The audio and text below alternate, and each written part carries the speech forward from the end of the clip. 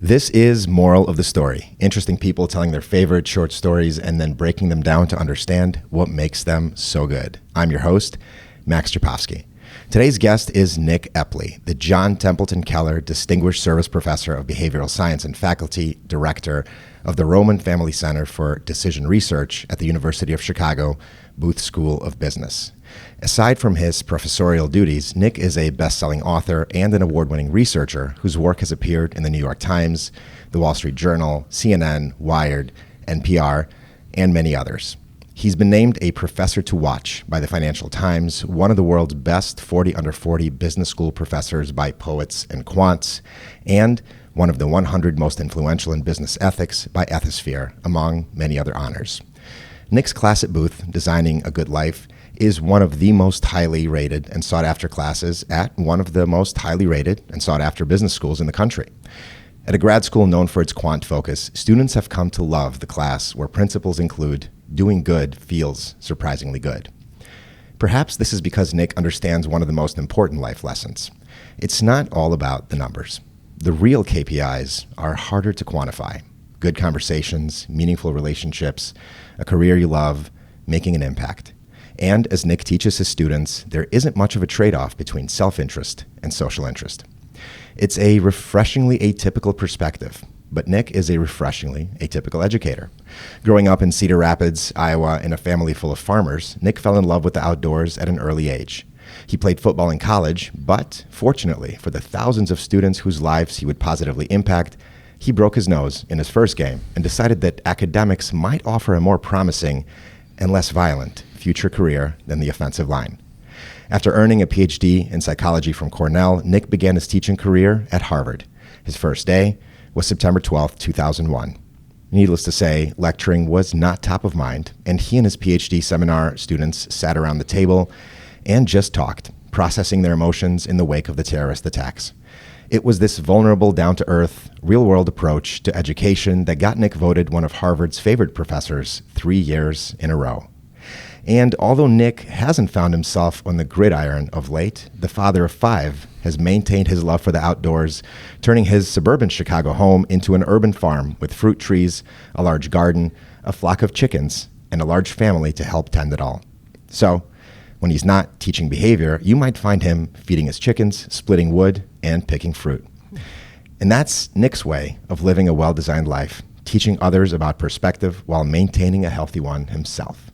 Nick, welcome to the show. Thank you, Max. That was lovely. I need to hire you as my PR guy. That's great. I love writing the bios. So you are here to tell us a story. Before we get into it, set the stage. Is there anything we should know about the story before we get started? So the story seems small, but like I think most good stories, it grew into something really, really big for me. And it's something I think about a lot. It's one small experience. And it was one that I never would have imagined I would really remember. It's one that's touched my professional life. It kind of changed the direction of my research over the last decade or so. But it's hit me in home a lot too, hit my personal life a lot. And it has changed the way I live my life more than any other research I've ever done stemmed from this, I think, from this little experience. That sounds profound. Yeah. All right, let's get into it. Tell me a story. So I take the train into Chicago every day from my home in Flossmoor on the far south side where we have the fruit tree and garden and chickens. And every day I see the same kind of drill and I don't pay it a whole lot of mind. One morning though, I got on the train and I just noticed the situation in a way I kind of hadn't noticed it before. So I was writing my first book, which is called Mindwise. And the book is all about the research that I do here as a behavioral scientist studying social cognition. These are the inferences we make about each other's thoughts and beliefs and attitudes. And mostly I study how we screw that up and misunderstand each other in lots of different ways. Yeah. And this capacity to connect with or to think about the minds of others is the thing that really makes us unique on this planet as human beings. It's the reason our brains are 3 times bigger than our nearest primate relative, the chimpanzee.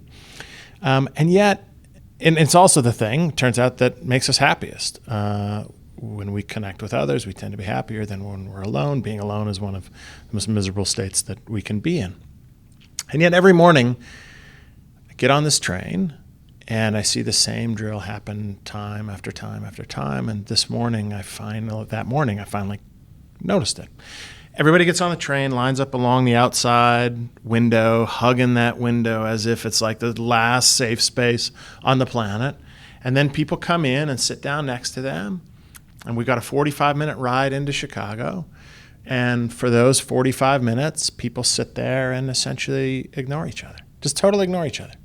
And this one morning, I saw this and it like clicked in me that this just seems weird. Like, what are we all doing here? Is this really like the best we can do? Here we're all sitting with our neighbors, other folks who are perfectly delightful are just as interesting as we are. And here we all are sitting there staring at our stupid phones or reading a book or whatever other thing we think we might like to do at this time.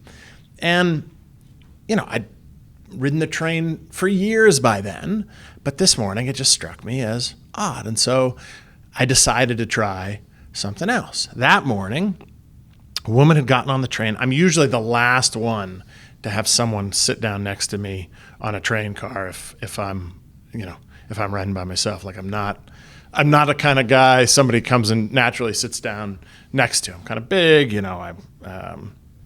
I don't know. I'm often avoided, right? But eventually a woman came and sat down next to me. She was probably in her 50s. I would have been in, my upper 30s at that time or so, mid to upper 30s. And she came and sat down next to me and she had this beautiful red hat on, this big red hat. And she took it off when she sat down next to me, African-American woman. And I decided I'm going to try something different today. I'm just going to try to have a little conversation here. So I did. And you can imagine the feeling of sitting there. Somebody comes down, you're going to have a conversation. It was like I was hitting a wall there, right? I had this anxiety, right? Maybe she's going to think I'm weird or trying to hit on her or something, or it's going to be uncomfortable. What do I have to say to this person? She doesn't seem interested. She's not talking to me, right? All this anxiety that we have in many of these social situations about reaching out and engaging, I had right there. Nevertheless, I tried. I made a joke. I remember making a joke about her hat. I said something like, "I love your hat. I've got one just like it." And she kind of chuckled, said hello. I introduced myself, said who I was. She introduced herself. And then for the rest of the trip into Hyde Park, it was about a half-hour ride. We had a perfectly lovely conversation. I asked her about her job. I remember her telling me that she felt kind of stuck in her job. She didn't really like it. I asked her, "Is this kind of your dream job?" No, but she wasn't quite sure how she was going to get out. She's got kids she needed support, though, so she was feeling kind of trapped. And we really kind of opened up to each other in that conversation, and it was nice. Like it wasn't necessarily the best conversation I'd ever had, but it was nice, and certainly nicer than a typical train ride I would have had sitting there all by myself, which would have passed totally uneventfully. I mean, I remember it now 13, 14 years later. I remember that conversation. And I got off the train and I remember distinctly thinking that this might not be unusual. We've all, I think, had experiences where, we didn't want to go to the party, but we went and we were happy we did. Or we didn't want to make that call or have that conversation, but God, we were happy we did. And here on this train ride, I was a little nervous about having this conversation. Nobody else was talking, but I was glad that I did. And the conversation, what really struck me is that the conversation wasn't just good, it was surprisingly good. And it's that contrast that I think really matters. That is, the conversation was better than I expected it would have been.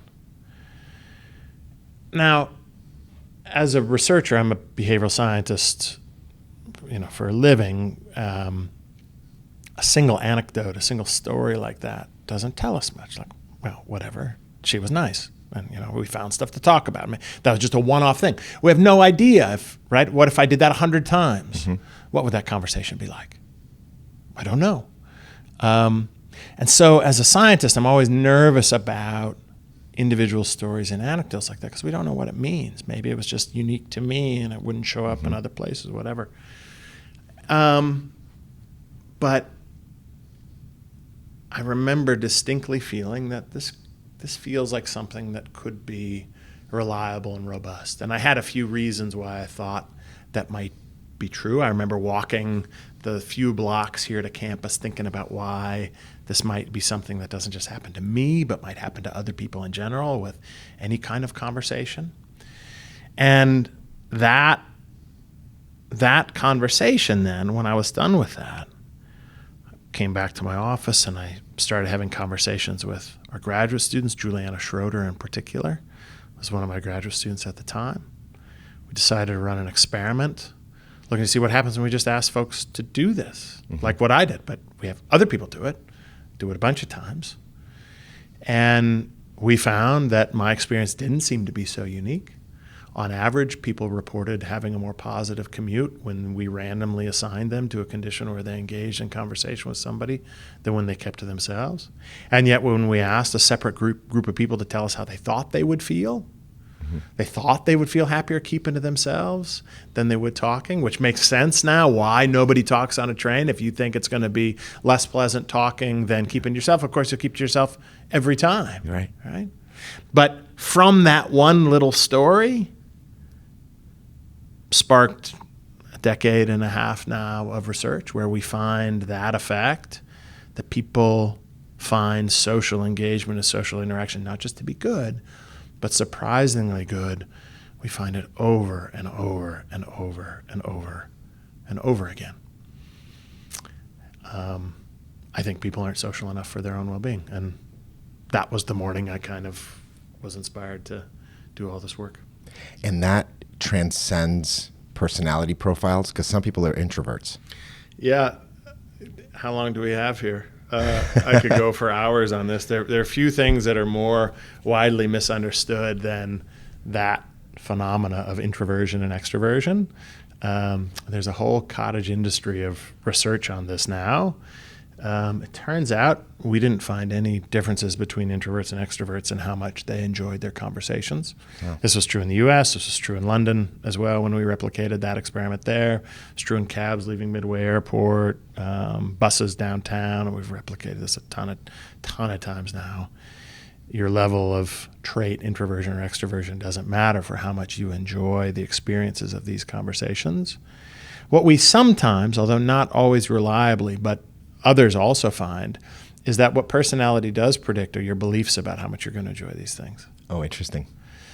The way to think about personality is not a description of your experience, but rather of your expectations and choices. So an extrovert isn't somebody who likes talking, whereas an introvert likes doing things alone. An extrovert is someone who chooses to go out and interact, whereas an extrovert chooses to keep to themselves.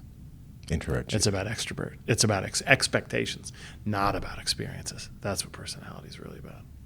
And so there are lots of myths about introversion and extroversion, like it's about experience, right? Introverts get their happiness from quiet pursuits, whereas extroverts get their happiness from connecting with others. That's just not true.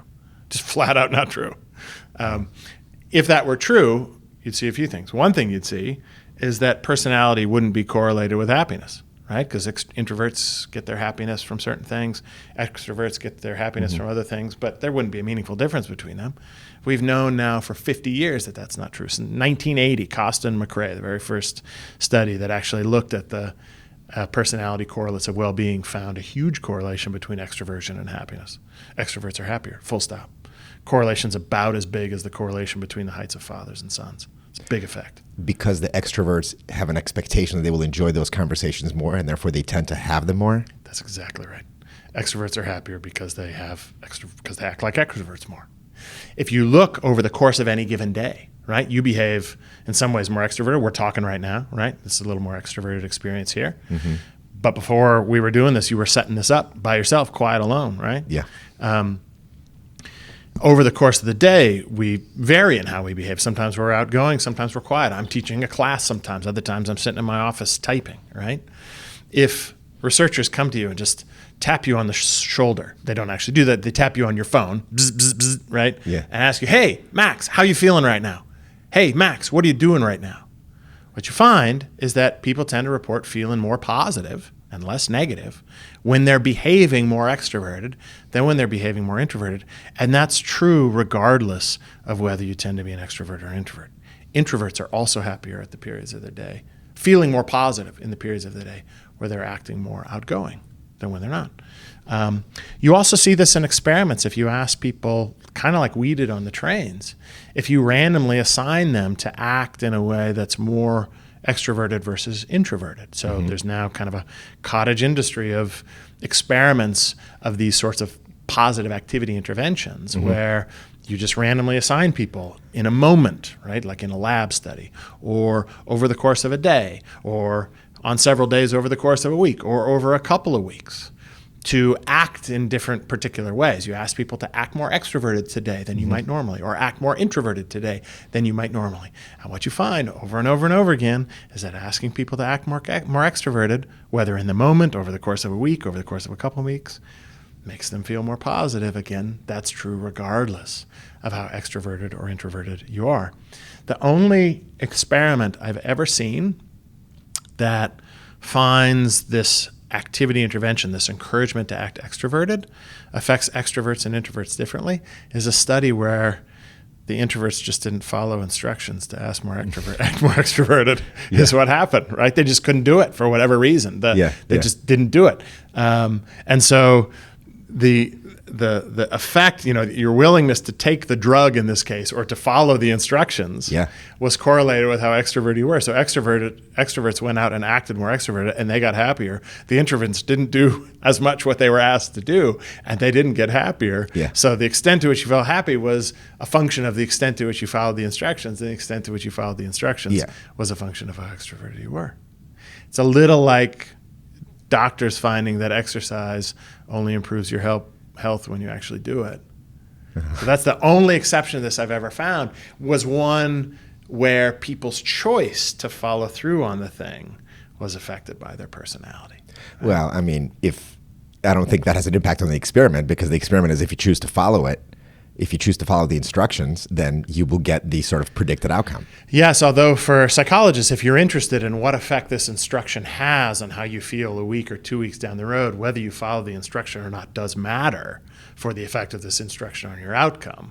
But it is also the case that if you do follow the instruction, if you do act more extroverted, you're going to tend to feel more positive. And that's why extroverts tend to be happier, because they tend to have more of these positive outgoing experiences.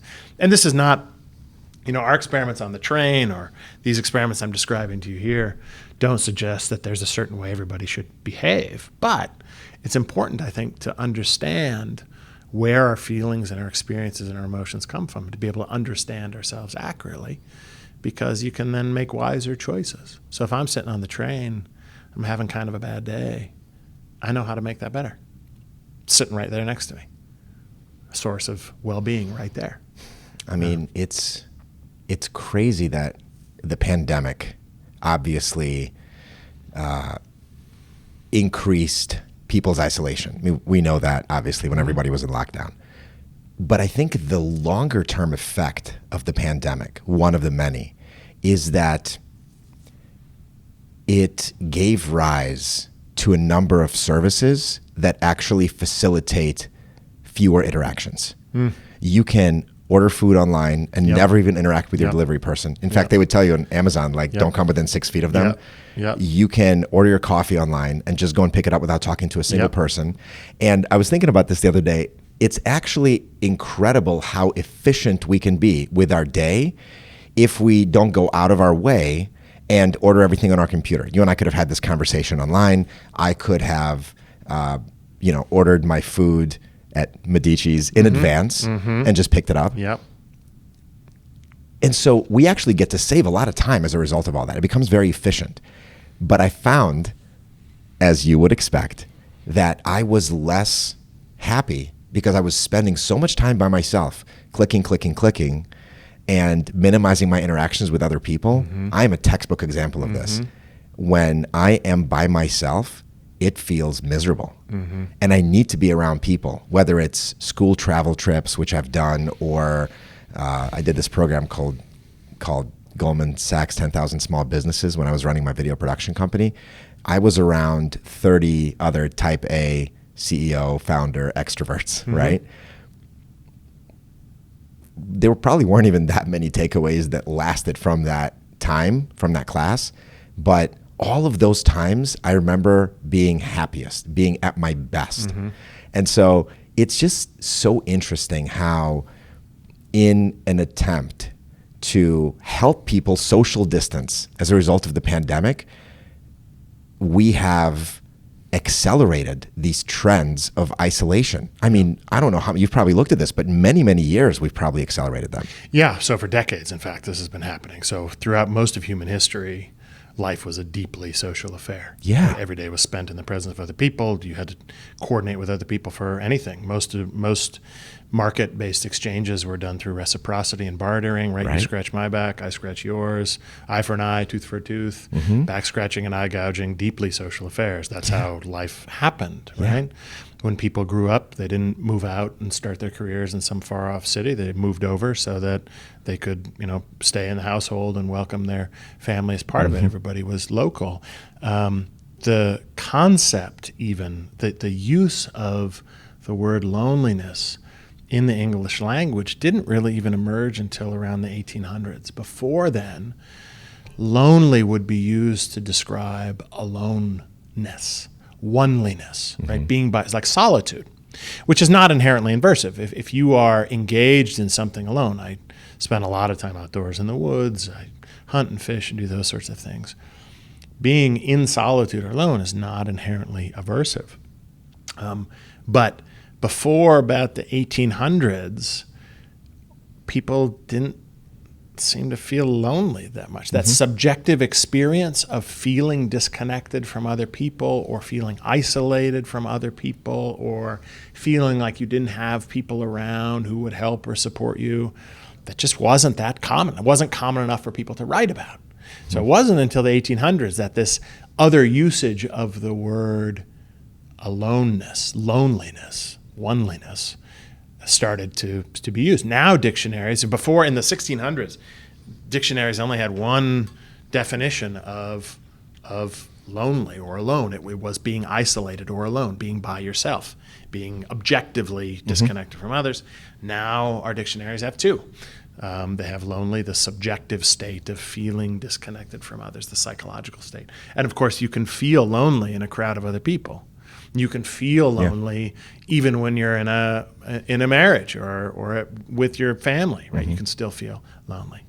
Our dictionaries now have these two different meanings. And I think there's just a ton of technology that we have built over years that help us to be more independent from each other, right? And there are great benefits to that, right? So, I can get in a car and drive somewhere, and I don't need to work with somebody else to help get someplace, right? I can go to the grocery store and pay with money. I don't have to go to the farmer next door and barter this for that thing, right? Yeah. So all of this, just so much technology has, air conditioning, heating, just almost everything has allowed us to live more independently from each other.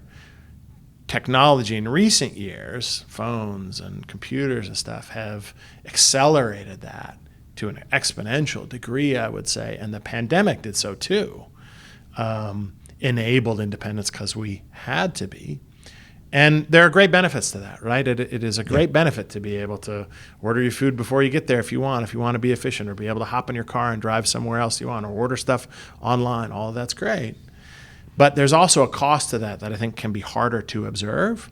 You could now spend entire days alone if you chose to, never interacting with another person. And you wouldn't necessarily know that was problematic for you. Not necessarily. You might think that's going to be much more efficient, and so you choose to do that.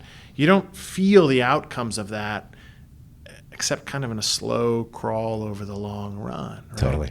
Things seem to be a little off, right? I'm just kind of in this funk, right? Like I don't really know why I'm up. I don't have a whole lot to get excited for. A lot of that comes from just being disconnected from other people.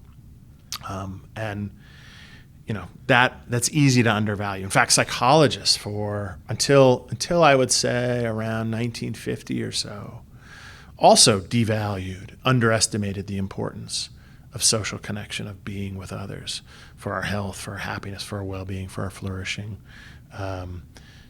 Abe Maslow famously created this hierarchy of needs, which turns out not to be true. Like it never was supported by the empirical evidence, even though it's woven our way into our psyche. It turns out to be nonsense. Interesting. I didn't know that. Yeah. So, belonging is on the third level there, right? It's like the bronze medal of importance. You couldn't care about other people until you had food and needs met, right? Sort of basic needs of food and sleep and so on. And then the second level is safety and security, and you had to have that satisfied before you could start caring about belonging. He put that in kind of third position. Data just suggests that's not true. Really? No. How could you think about being with other people when you're starving or when you're not safe? So it's not that certain goals don't focus your attention. They do. When you're starving, you focus on food. When you're feeling unsafe, you focus on being safe. When you're lonely, you focus on other people. So it's not that those goals don't focus your attention. They do. It's just that they don't seem to operate in any sort of priority. It's not that a person who's hungry can't also at the same time feel alone or isolated or desperately alone. It's not that a person who feels unsafe can't also wish or feel like they wish they were better connected to others. Well, I Those think things can all happen at the same time. Maybe his perspective is those lower levels would crowd out the upper levels, because if you're feeling isolated and you're also hungry and somebody's chasing you to try to eat you, you're not going to think about connecting with other people until you get away from that threat. Yeah, so that was his intuitive perspective. This makes intuitive sense. It just isn't supported by the data. It predicts a negative relationship. So people who feel, for instance, hungry shouldn't rate their social connection as being as important, right? You should see a negative relationship between these needs, and that just isn't true. Interesting. Isn't true. So let me ask you this. How important is the depth of the conversation to creating the intended effect? In other words, if you talk about the weather, that's one. Yeah. Or if you talk about sort of what makes you happy, what makes you unhappy, when the woman said, started sharing some of her personal problems with you, that is, well, you tell me, that seems a bit unusual, but I think that's where sort of the deeper connections are made. But I want to hear, I want to understand your perspective. Is the depth of the conversation important? Yeah, we've done a ton of research on this. In fact, all of our incoming MBA students, this fall, are doing a session with me on building culture, on culture here at Booth. That's really about building community, and they're going to do this experiment I'm about to describe to you in just a minute. So we've been doing this research now for a number of years, and I guess one way to think about it is that almost every social interaction, from whether I talk to you to what do we talk about to do I express this kind thought, share a compliment to you, express gratitude to you, all of these social engagements come with a moment where you have to decide, do I reach out and engage, or do I hold back and avoid? These are classic approach avoidance decisions that people have. And there are, different weights that you feel, right? Sometimes you'd want to reach out, but you're a little nervous about this, right? And essentially the way to characterize the research that we've done over the last decade and a half or so, that's now published in well over a dozen empirical papers, is that approach avoidance calculation we seem to just get wrong. And the weight we put, the fear we have about approaching others, the avoidance motivation that we have, it's just a little too strong. A little too strong. Not wildly so, right? We're not idiots. We recognize somebody coming down the alley with a knife towards us. We probably want to avoid that guy, right? Yeah. It's not that we're idiots about it. It's just we're off a bit. That this conversation, like I had with the woman on the train that morning, was a little worried how it would go. I was a little off on that turnout. Didn't even need to be that worried. Yeah. When we're thinking about what to talk about with somebody, we might want to have a meaningful conversation. I want to find out, right, what's your life really like? Tell me about who you are and what you care about. Maybe he doesn't want to talk. Maybe it's a little too personal. Maybe it's a little nervous about that. It looks like we're a little off about that too. So in our experiments, what we do is we ask people to have different kinds of conversations. And sometimes we do this by letting them decide what to talk about. So we have them write down some questions. We did this in Millennium Park in downtown Chicago. So if you're ever out there on a nice sunny summer afternoon, you might see us out there running experiments.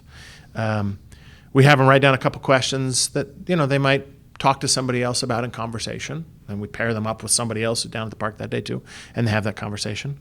Or we have them come up with a couple of questions that are deeper than they would normally ask another person about in conversation. And then we just have them discuss one of those two sets of questions. Right? Or we give them different questions, right? So in some experiments, we have people relatively shallow questions, right? Tell me about the last time you walked for more than an hour, or can you tell me what you did last Halloween? Or we give them questions that are notably deeper, like, what are you most grateful for about in your life? Tell me about it. Can you tell me about one of the last times you cried in front of another person, right? And we just ask them to discuss those different questions. And we find two things. So first, before they have this conversation, we ask them to tell us how they think it's going to go. We ask them to predict how positive they'll feel about the conversation, how much they'll like the other person, how strong a bond they'll feel with the other person, how awkward the conversation is going to be, right? And then after they're done with the conversation, they come back and they tell us how they actually felt, how awkward it actually was, how much they actually liked the other person, how much they enjoyed it, how strong a bond they felt, okay? And we find a consistent gap between those two things over and over again, just like we did on the train. People thought these conversations might not be as good as keeping to themselves. As far as we can tell, exactly the opposite was true. If we have people have conversations with strangers just kind of in general, they tend to go better than they expect. This is just a very, very robust effect. And that gap between how positive I think this conversation is going to be and how positive it actually is, or conversely, how negative and awkward it's going to be versus how negative and awkward it actually is, the gap between that is bigger for the deep questions than it is for the shallow questions. Right? Makes it's sense. Bigger. Interestingly, not hugely bigger. So one thing that was surprising to me, actually, was that even when we give people the shallow questions, they still like that more than they expect. And the conversation, kind of the nature of conversation, the nature of dyadic conversation, what you and I are doing right now, the nature of dyadic conversation, that often moves deeper over time as you're in it. So the very first time I ever did this, I remember, never forget this, with our Booth MBA students. We randomly assigned half of this group of 300 to have a relatively shallow conversation or a relatively deep conversation. They didn't know that they had gotten different questions. Okay, I'm then revealing this, after we've conducted this experiment, and I'm talking about what happened, and I'm telling the deep condition side that you guys just had a deeper conversation than these folks over here who were assigned to the shallower condition. And the shallow condition people rose up in protest. That wait, no. We really had a meaningful conversation. That question about Halloween led to all of these other things, right? And indeed, if we look at the data, it kind of did. That is, there was still people say they don't like small talk, and I think that's right. They don't like small talk, right? So if you sticks to that. But these conversations about smaller topics that we had people start in were gateways to deeper things that they talked about as they went on, and that made it more positive than they expected. But for the folks that we start off with the deep questions, they go even deeper, they like it more, and it's even more of a surprise to them how positive the experience is going to go. That's interesting. So the slope is the same. That I don't actually know. It could be. They just start, the people that start shallower go deeper. The people that start deeper end up even deeper. Or they start deep and they stay deep, right? I don't know how much deeper, right? Tell me about the last time you cried in front of another person. We're already kind of tugging on your heartstrings right there, right? We're probably not going to go a lot deeper than that. So you ask an interesting question there. We've never done, because we only ask people before they go into the conversation and afterwards. Some of my colleagues and other researchers in the field will sometimes monitor this as they go along. We don't record these conversations. We don't want people to we don't to filter what they're doing, like what we're doing right now. It's going to go out to your 9 million subscribers, right? We don't do that to our participants, so we just assess it beforehand and afterwards. But it would be interesting to ask them, how intimate or deep is the conversation as it goes along? I don't know what that slope actually looks like. I mean, I feel like that's less important than the fact that it starts deeper and stays deep, or starts a bit shallower but ends up deeper. Ends up deeper than like the I think the point is depth. Yeah. So what we could get that, we could certainly get that in our shallow conditions if we just ask people how intimate they think the conversation is going to be and compare with how intimate they think it actually is at the end, right? So that we could do. That I may do. You've just improved our research there. We'll do that. We'll do that at one of these future conversations for sure. You know, I just got back from a cruise with my family, and I spent a lot of time with my older 2 daughters just kind of wandering the ship. And there were obviously a ton of other kids on this Disney cruise. And I found it fascinating. My middle one, who just turned 6, I found it fascinating to observe her interact with other kids, because she is fearless from a social perspective. Wow. And my older one is more shy. My youngest one can't talk yet. So it was fascinating to watch her do this, because she would find somebody, they'd be walking together, to the restaurant or to meet a character, kind of like sitting together on a train. Obviously, she's never taken your class, but she just turns to the girl and goes, "Hey, I like your shoes," right? Yeah. The girl's like, "Oh, thank you." Yeah. And then she says to her, "Where are you from?" And I just am observing this, being like, I'm learning. Yeah. Like, this is a reminder to me that, hey, start with a compliment. Yeah. Right? That's huge. That opens people up. Then ask an open-ended question. Yeah. But that is fascinating to me, to see her do it naturally. And it's frankly, it frankly is sort of, it makes me feel better about where we start as kids, that we can actually naturally make connections, depending on personality type, of course. But by the end of the cruise, she knew so many kids, because she was like, "Oh, I remember you from Kids Club. Oh, I remember you from the restaurant." And it's all because she doesn't have this sort of stigma, this fear that we would have when we're sitting on a train trying to talk to somebody. She doesn't have that. She'll just make conversation. She makes a different choice. Well, she doesn't know that there's another choice. No, right. But she chooses differently than other kids do, right? So if she were quieter, she wouldn't have made that connection with a kid who should all the shoes, right? For sure. Our youngest daughter, 7, Lindsay, she has Down syndrome, and she has no social filter either. And she says hello to everybody. Yeah. And to watch the world kind of come alive when she's around is just so heartwarming. And it's so informative too. It's not something that ends with childhood. I often think of it as a switch. We all have it on our back. And you can walk around, most people walk around with it turned off out in the world. They got their headphones in, whatever, they're looking at their phone anymore. But when someone engages with you, it's like flipping the switch on their back. Like that woman who sat down next to me that morning, she was quiet, right? She'd taken her hat off. She was alone, keeping it to herself. I made this joke, boom. It was like a switch. She lit up, she smiled, she said hi, she came alive. Yeah. Right? There's a guy who here is in one of our language departments. I won't embarrass him by calling out his name here, but he looks scary, like a scary guy. He looks kind of like, close your eyes and imagine Eastern Orthodox. You're from Ukraine, right? Imagine Russian or Ukrainian Orthodox priest, right? Yeah. This big, long beard. He's actually French, but big, long, kind of gray, scraggly beard, right? And eyebrows that only point down and a furrowed brow, right? And that's what he looks like. And I remember I got off the train one morning. We were both walking in. I chat people up walking in from the train all the time. Met a guy named John this morning, a guy named Nick 2 days ago. And And we were there, stopped at the sidewalk. He had his headphones in, and it looked scary as all get out, right? The, Ukrainian Orthodox priest. Mm-hmm. And I just tapped him on the shoulder, and I waved, and I said, "Hi, I'm Nick." And his face just lit up, like he became a different person. If you were to show these two pictures of him side by side, it's not obvious you would recognize this isn't even the same guy. Totally. Like his face just totally changed. And all because I reached out and engaged with him, he lit up. I mean, we reciprocate each other. That's just that is the way social life works, is through reciprocity. And if I had not engaged with him at that moment, he would not have engaged back with me at all. Yeah. Right? And I would never have known that he could look like that.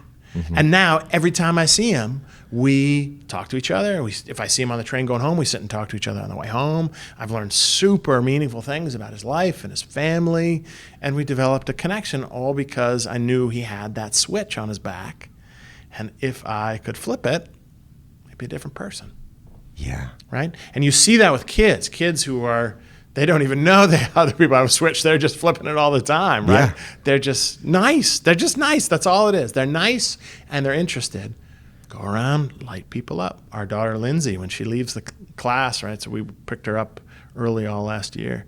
The kids would knock on the window waving at her when she was leaving. She walked down the hall, hi, hi, hi. Everybody knows who she is. Yeah, but it's not different as adults. We just often choose to behave differently. We don't choose to flip people's switches like that. Yeah.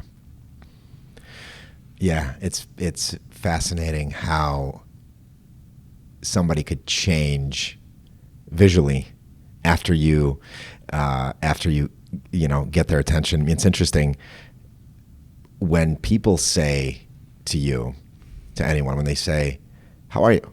I'm sure you probably looked at this too. When they say, "How are you?" most people answer, I'm good. I'm well," right. Whatever they say. They don't answer, right? They don't answer. They don't really answer. Yeah, they're on autopilot. Yeah. What's interesting is if you look at other cultures, like the Soviet culture, like any of those countries, when people say, "How are you?" you'll get an answer, right? You will find out how they are, right? Yeah. And so I have started doing it a little differently. Instead of saying, "How are you?" which triggers this autopilot response, I will say, "How's your day going so far?" Mm-hmm. And it's so funny because people's reactions range from, kind of a double take, like, "Well, that's not what I'm used to hearing," or they'll just go right into it if they also happen to be more of an extrovert, right? But I find that interactions are obviously more fulfilling when you ask the kind of question that demands a thought out answer. For sure. And if they ask you a question, what I've found begets the most interesting conversation, irrespective of where you are, is if you are vulnerable with them. Mm-hmm. So you can have an entirely superficial conversation, right? Outside of one of your studies where at least there's some semblance of, by at least one party, of understanding what they're there for. Mm-hmm. There was a guy that I would run into all the time, dropping my little one off at daycare for years. And we would chat and, kind of have these superficial conversations. And then at one point we just stood outside the daycare and, he sort of asked me something about my brother. My brother and I were, our relationship was not in a good place at the time. And I shared that with him. And shortly after that, he was like, "You know what, we should go out and get drinks at some point." And as I'm sure, well, you're probably an outlier, but for most people, it's harder to meet people when you get older, when you have kids. You're not in the same place at the same time enough to sort of... Oh, yeah, it's hard for me too. It's hard. Yeah. It's hard when you're an adult. What I found is being vulnerable with a relatively random person made me more appealing to them, at least socially, when for the longest time it was like, "Oh, it'd be nice to, get to hang out with him. It seems like a cool guy." But then nothing actually happened until we were having a generally superficial conversation, and then I decided to be vulnerable in one moment, and he was like, "Oh, cool. Like, A, he's open enough with himself that he's not just, trying to protect his feelings and emotions. B, it's kind of interesting. I'm dealing with something similar, But I feel like I guess my gut would tell me, and I know your data says otherwise, but my gut would tell me that if you are more vulnerable in a conversation like that, it sort of maybe accelerates how quickly it goes deeper, you know? Oh, no, I think that's absolutely, certainly facilitates friendship and connection, right? Yeah. We do that when we talk about meaningful stuff. There's no question about that. What we struggled with a little bit was getting people to stay as shallow as we wanted them to. Totally. Right? Totally. They couldn't just talk about Yeah. the weather forever. But yeah, no, absolutely opening up. And it's interesting you use the word vulnerable. People use that word a lot.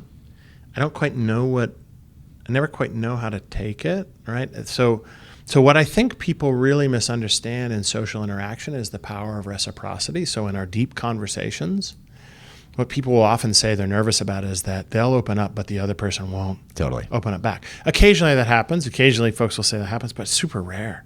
Instead, the typical experience is, I opened up and they shared this thing, and then they did too. Yeah. And from my perspective at this point, I'm thinking, yeah, of course they did, because they're human beings. That's what people do, right? Overwhelmingly, that's what people do. Yeah. But it's not quite what we expect, and it's not what we fear will happen. What we fear will happen is you'll say something meaningful about your brother, and this guy will laugh at you or say, boy, sucks to be you. No, that's not the way real human beings are in conversation, right? But we fear that. Well, we fear that. That's right. We fear that. We unwisely fear that, right? In the same way that we fear snakes and spiders when we ought not. We fear people being meaner in conversation than they actually are. So what do you say? Like when you're sitting next to somebody and, you want to start a conversation with them, what do you say to them? So I want to reorient that question just a little bit. It's not what I say that I think is so important. It's the perspective I adopt on the conversation. So it's not so much what I say that I think is important, it's the perspective that I adopt on the conversation. What we find is that when people take an interest in other people, then they kind of know what to say. Because so what I say in any given conversation varies from one to another to another. I don't always say the same thing, right? That woman that morning on the train had a red hat on, right? The guy who I met along the sidewalk, right? Had seen him around a while, but not recently, and so that allowed me to connect with him that way. I like the sweater. What you say to somebody can vary depending on the context you're in, but when you adopt a perspective of taking an interest in somebody, you do what your daughter did. Hey, I like those shoes. Hey, where are you from? Hey, what do you do? Hey, how is your day going? Mm-hmm. Not how are you? How is your day going? Yeah. And that comes from taking an interest in somebody, just being interested in who they are and what they're like and how they are genuinely doing at that moment. And then the rest of it, I think, flows more naturally. So that's what I tried to do a little more. I'm just more interested in other people. Mm-hmm. I was on a plane coming back from Atlanta a few weeks ago and sat down next to somebody, and I didn't ask him how he was doing. I asked him what had he been doing. Mm-hmm. Right? He was in Cuba fishing. Super interesting. I love to fish. Right? Who were you with? How was that experience? How did you feel during that? Right? I asked about what it was like to be him in those experiences because I wanted to know, because I was interested. Mm-hmm. Right?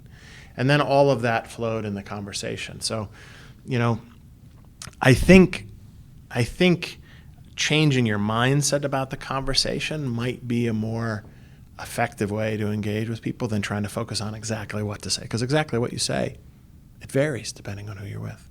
But that interest can often prompt things that whatever's. I mean, it's a wonderful North Star that I think will inform obviously everything you say. I ask because sometimes, people will say, hey, how's it going? And I will find myself, before I even realize it, complaining about something. Oh, I mean, I do my best not to complain about the weather or traffic. Yeah. Because I who just wants don't to hear that, right? Yeah, exactly. Yeah. They'll be like, oh, the kids are driving me crazy, or there's something that we're dealing with or whatever. And then, the interaction will be over and I'll just think to myself, damn, I sounded like a curmudgeon. Yeah.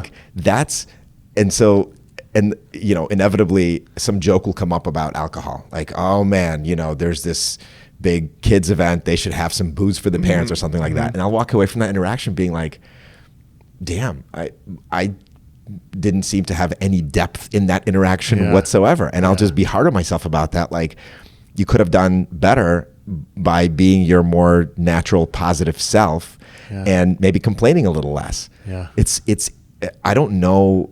I am surprised myself sometimes when I have those interactions. Yeah. You respond with what you're thinking about, right? And in order to change how you respond in an interaction, you have to be thinking about the interaction itself and how you appear to others. And that can sometimes be hard to do, right? See, what I found is actually upon thinking about it, I realized that I respond with something that I feel they would identify with, even if it's maybe a stretch from my emotional state. But I say it because I feel like it's more likely to create a connection. And then I say it and I'm like, well, that wasn't 100% authentic. I really mostly said it because I feel like they'll identify with me. I see. So those are cases where you actually are trying to connect and you think that's likely to be effective or something. Totally. That's what pops into your head. Totally. Yeah. Yeah. I don't know what to do. I don't know what to do with that. Mostly what we're contrasting in our research are cases where you have that engagement versus have none at all. Totally. And even complaining with someone is probably better than not at all. Yeah. Nevertheless, sharing positive stories is good. Sometimes I'll ask people what they're looking forward to that day, or what was the coolest thing you did this summer? Like if I'm meeting somebody, I haven't seen them for a while. What's the coolest thing you did this summer? What are you looking forward to this fall?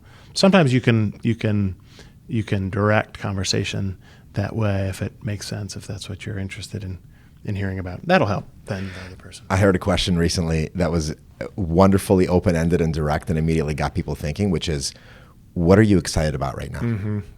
People are like, wait a second, let me think about that. Yeah, right. Right. So it tells us what's on your mind if it takes you a while to think about it, right? Totally. It tells you what you're already thinking about. Well, or it just demonstrates how unprepared to answer such a question that person is. Yeah. Like, wait, what? I'm not operating in that state right now. Yeah. You're asking me something that requires searching my database and then kind of unlocking that part of myself for the purpose of the conversation. You've talked about this obviously in your research and today, but if you were to sum it up, what is the moral of the story that you told?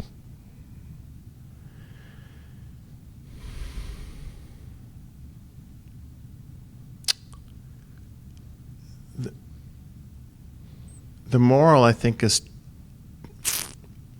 I don't want to say just do it because that's not quite right. The moral is that the anxiety we have about engaging with other people is just off. It's like our fear of snake or sharks. It's justified in some cases, but often over-applied. And because of that exaggerated fear or anxiety about how these interactions are going to go, we keep ourselves overly lonely. We refer to it, the phenomena, as under-sociality. We're not social enough for our own well-being or for the well-being of others around us who, frankly, are also happier when they are being engaged with. That girl who your daughter complimented about her shoes was much happier in that moment than she would have been if your daughter had not said anything. Totally. I'm confident that the person I talked to on that morning had a more positive train ride, just like I did, because I engaged with her to begin with than she would have otherwise. I'm 100% sure that the friends I've made, walking 3 blocks from the train over there to my office here are happier for those little interactions. When I get on the train going home, I almost always know people. How cool is that? I got friends, right? You make the world a little smaller. But if you're reluctant to reach out and engage, if that introverted inclination that keeps you from engaging, or even as extroverts, right? I've become a more extroverted person because I've made different choices, right? That it's just in the same way you can become somebody who exercises more by choosing to exercise more. That's true.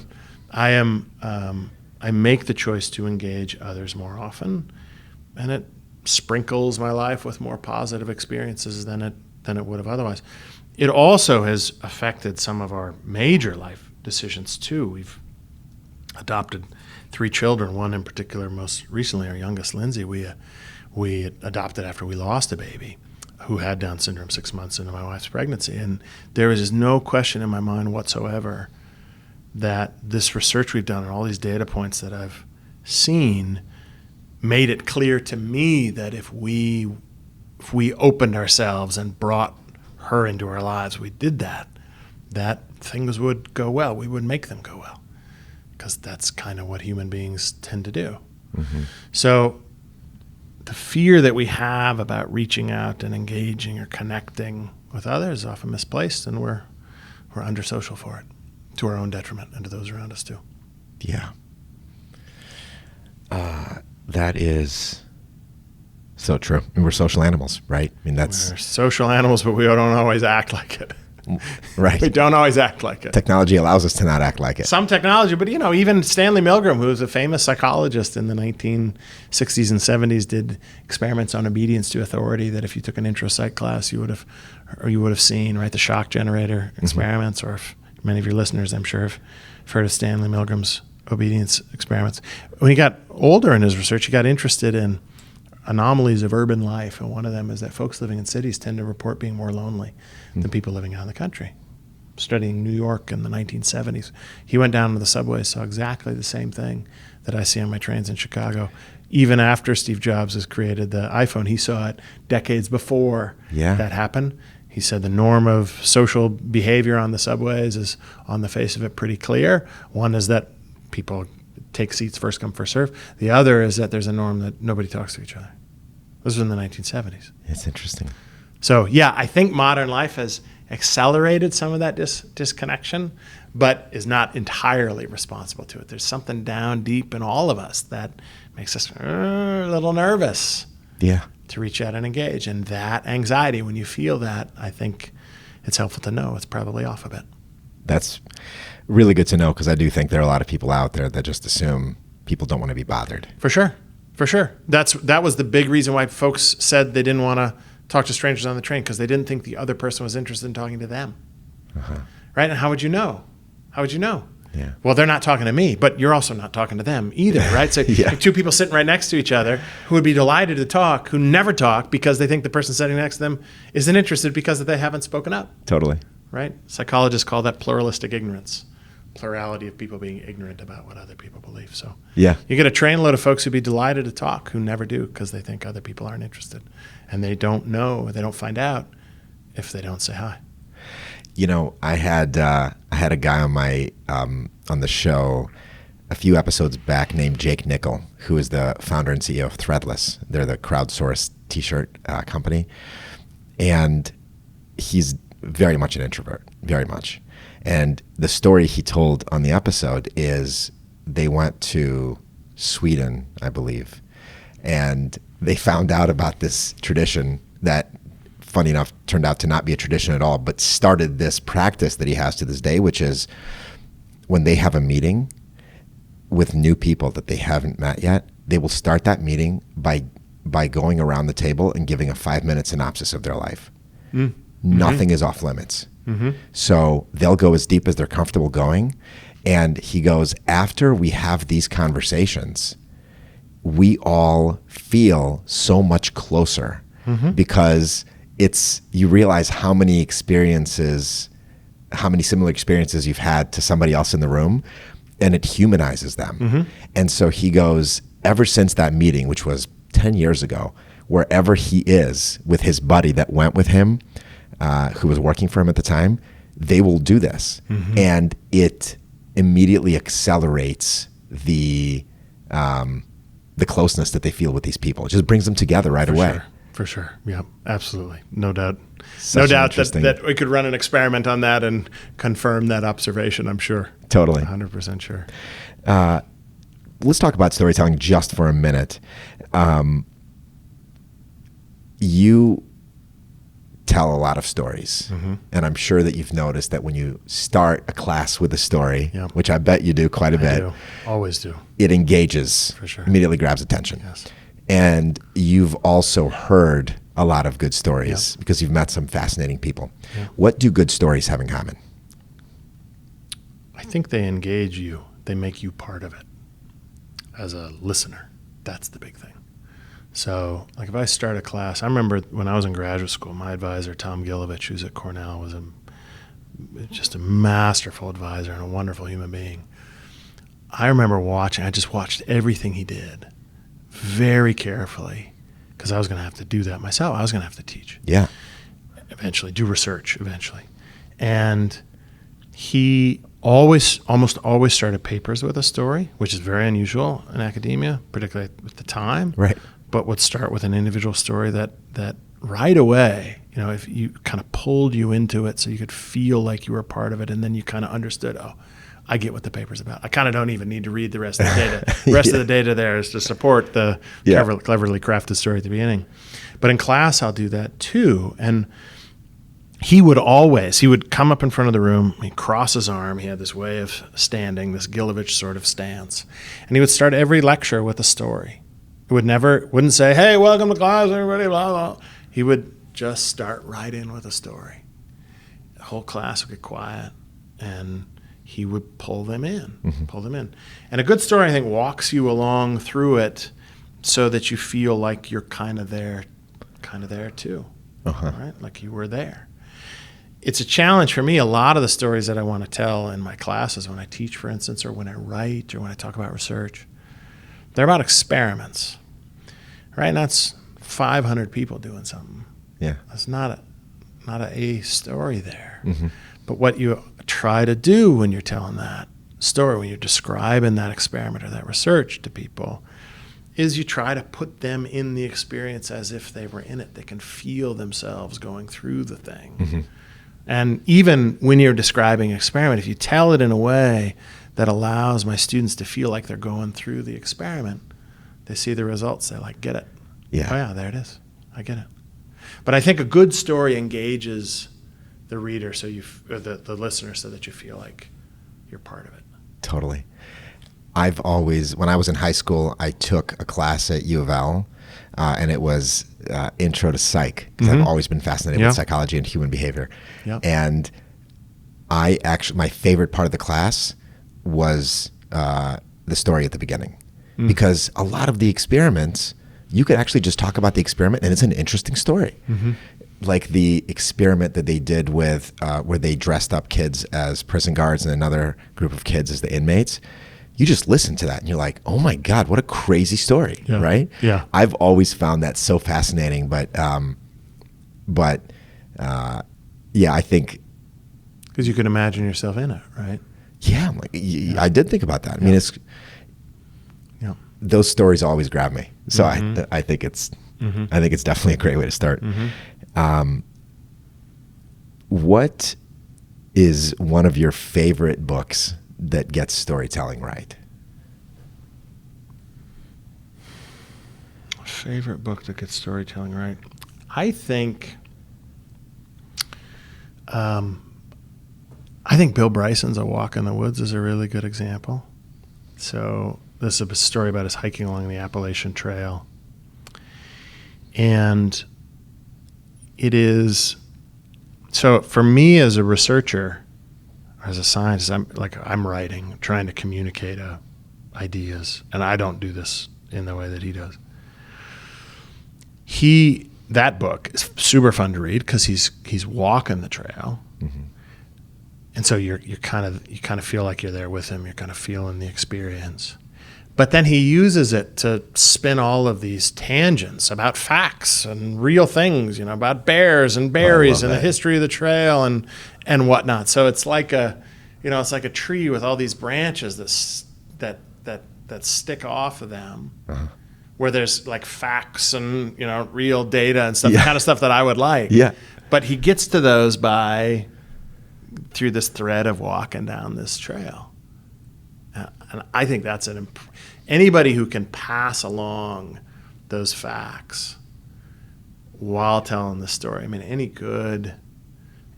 really, really good nonfiction writer does that masterfully, and I think he's really good at that. He does that a lot. A lot of his books are of that story, that nature. But that one in particular, because he was hiking the trail, that was kind of the story. That's what kind of pulled you in.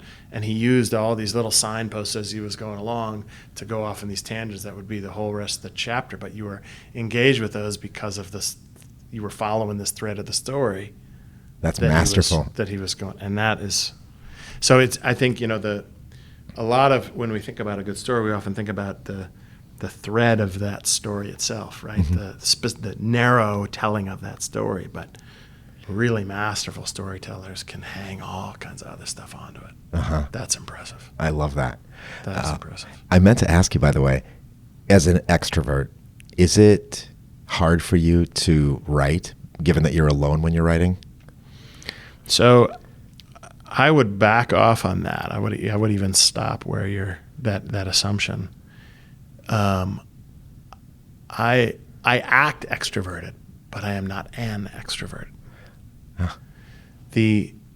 To call somebody a particular personality trait seems to describe something about who they are and how they experience the world rather than the choices they make.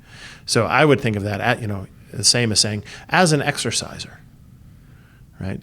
I am someone who chooses to engage. Is it hard for me to be alone in my office writing? Yes, damn hard. It sucks.